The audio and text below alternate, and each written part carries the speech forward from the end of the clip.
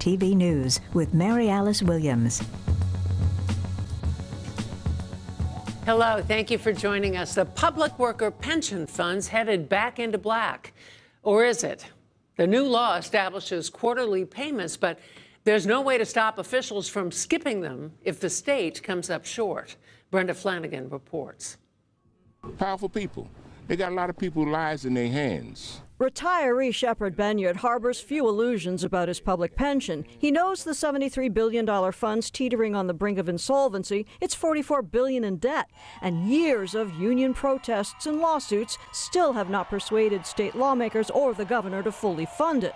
As for Governor Christie signing a new law now requiring quarterly payments into the pension fund. Christie said some time ago that he was going to fund it. He never did.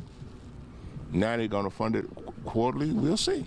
Yeah. Let's wait and see. That's all we can do. We're hopeful, and that this leads us into that, to that culture of making our payments. Speaker Vincent Prieto supports the new law because it's been too easy for politicians to raid that big year-end payment and stiff the pension. If something happens, that's the low-hanging fruit that normally is taken and not paid, and that's what had been happening through many, many years. So instead of one lump payment at the end of each fiscal year, June 30th, the new law calls for smaller payments made at the end of each quarter, September 30th, December 31st, March 31st, and June 30th. Jersey will start budgeting under the new law starting with the new fiscal year, July 1st. So the first quarterly payment will come due at the end of next September.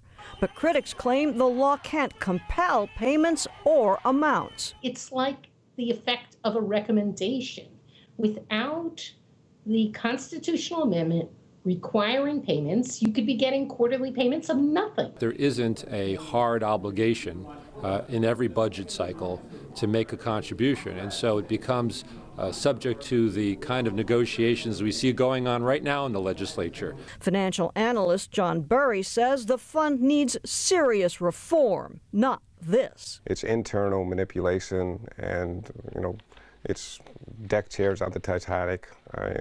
This is going under, and you really got to go into the engine room and fix that, or get another boat, because defined benefits run by governments just don't work. New Jersey's unfunded pension liability helped drag the state's credit rating down for the 10th time under Governor Christie, but a constitutional amendment to mandate pension payments could backfire, says Assemblywoman Holly Schapese. God forbid we had had some sort of emergent situation, another Hurricane Sandy, something like that.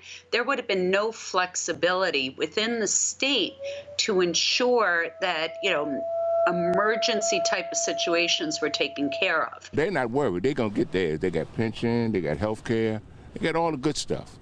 We out here struggling. Here's the bottom line. The pension crisis is still a crisis. The new law can encourage the state to make the payments, but it can't make them do it. In the newsroom, I'm Brenda Flanagan, NJTV News. This old house tour. That tops tonight's Garden State Express. Our first stop, Greenwich Township, where 30